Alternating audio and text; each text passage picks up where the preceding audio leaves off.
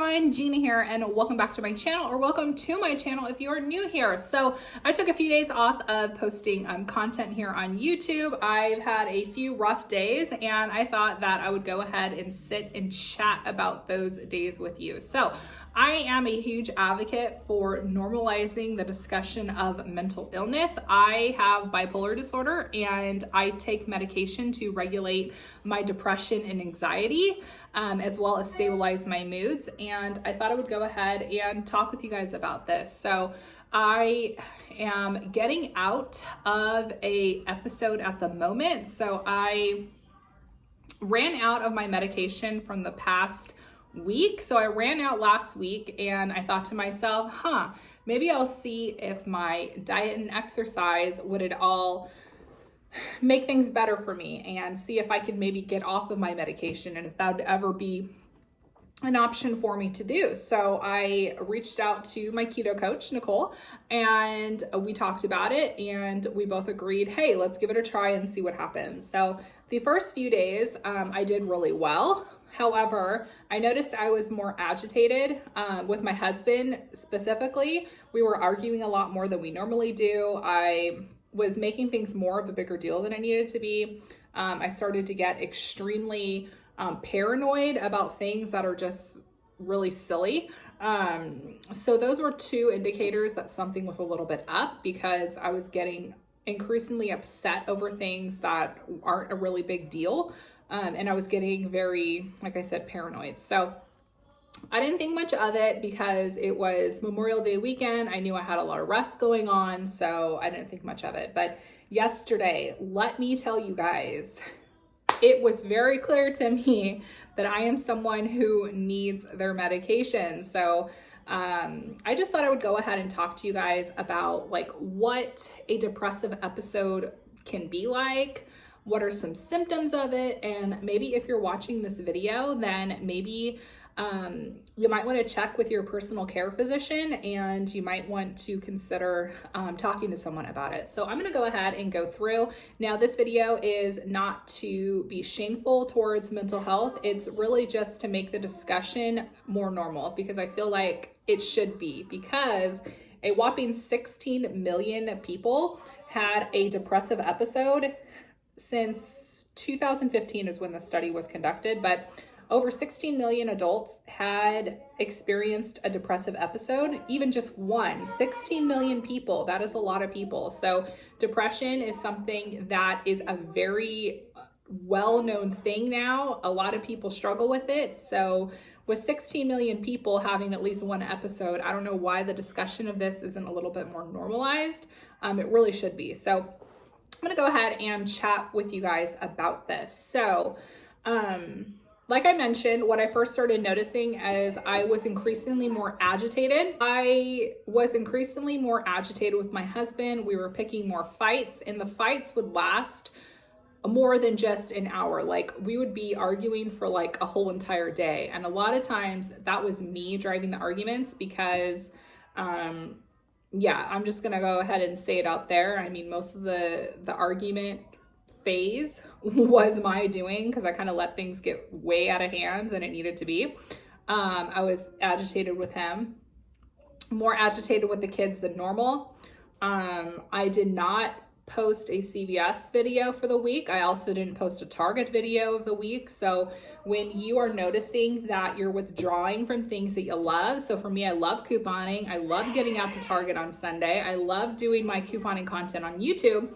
I knew that that was also a sign as well. So something else that I was doing, and this is really important, and I need to be 100% transparent with you guys and 100% honest with you guys, because I feel like if I'm not giving you guys my 100%, then I feel like this video isn't gonna help people the way it needs to be.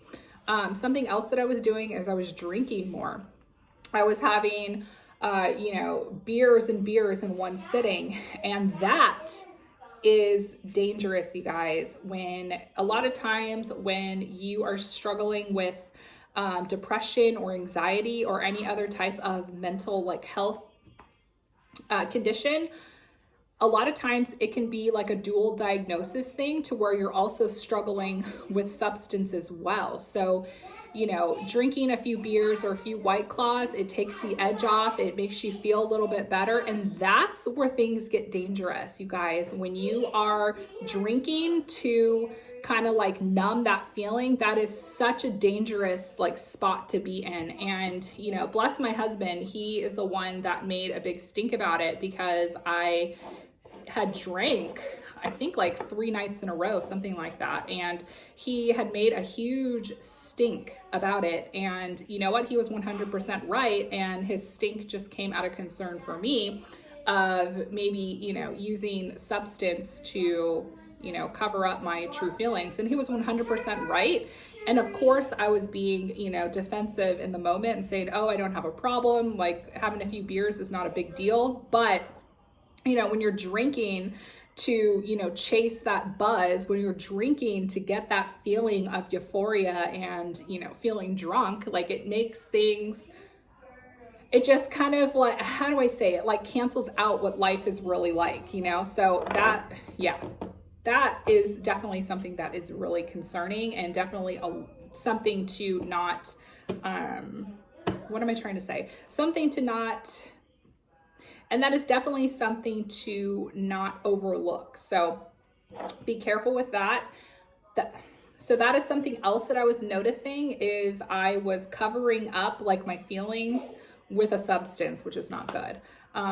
In the past, I would cover that feeling up with food, but I am on a ketogenic lifestyle and I do not want to go off my diet so I don't want to go off my diet. So, you know, me sitting in front of the TV and eating chips and cookies and candy, like that was definitely not something I wanted to do, because I lost like 16 pounds. I was like, oh, I don't want to throw it all away from one weekend because I can't like handle myself. So that was another sign. Another sign for me is I was sleeping a lot. Like when I say a lot, I mean a lot. I am talking about having at least anywhere between 8 to 10 hours of sleep on the night. And I would still wake up feeling lethargic, still wake up feeling tired. So the feeling of oversleeping is definitely a sign also.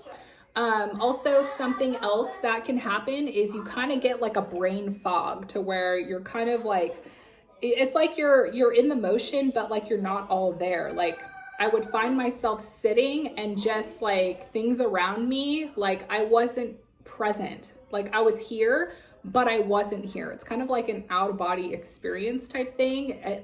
The only ones that understand this are ones that go through it. But yeah, it's like, I hear the symptoms on the drug, commercials all the time, when, you know, the person narrating says something about being in a fog all the time. Like that's exactly how I was feeling.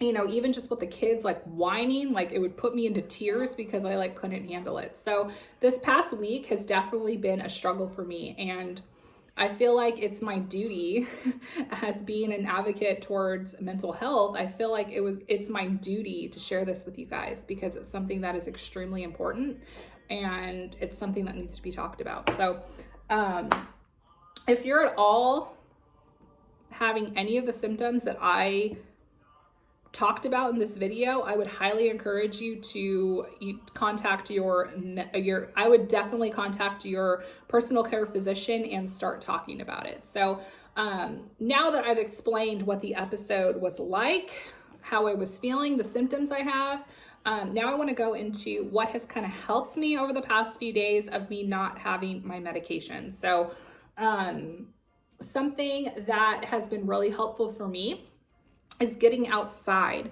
The vitamin D, you guys, is so incredibly helpful to increasing your mood, so making your mood better.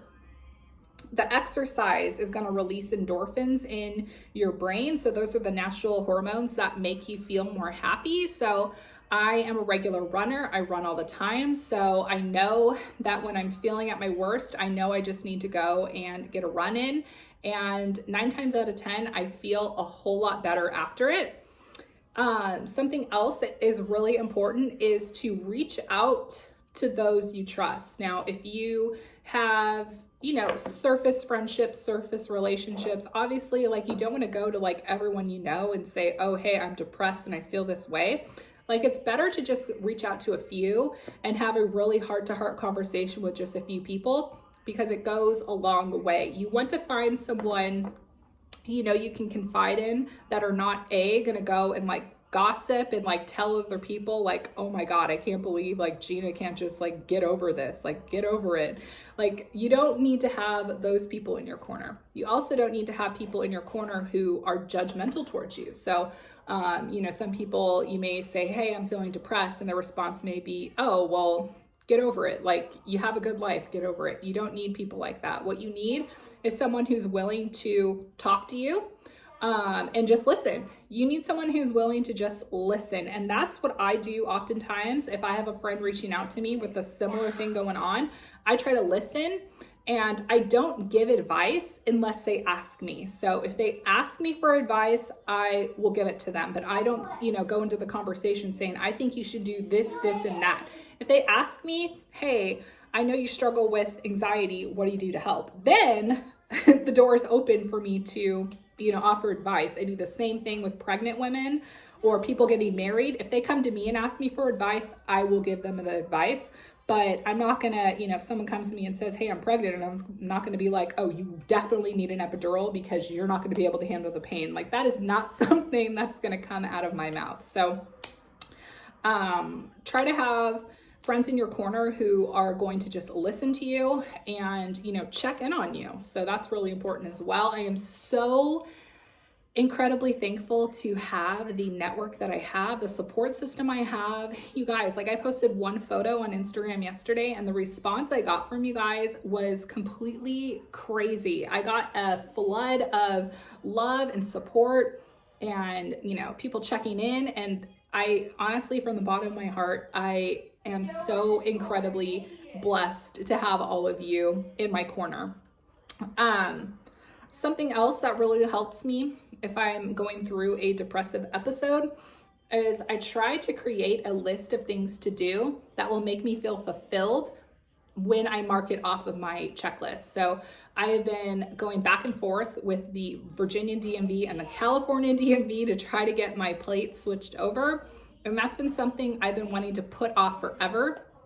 I also have been trying to list things on my Poshmark. You guys, I have a Poshmark account, and when I declutter my closet, I literally, like, I will put things up for like $5 to where I'm only making like $1 or $2.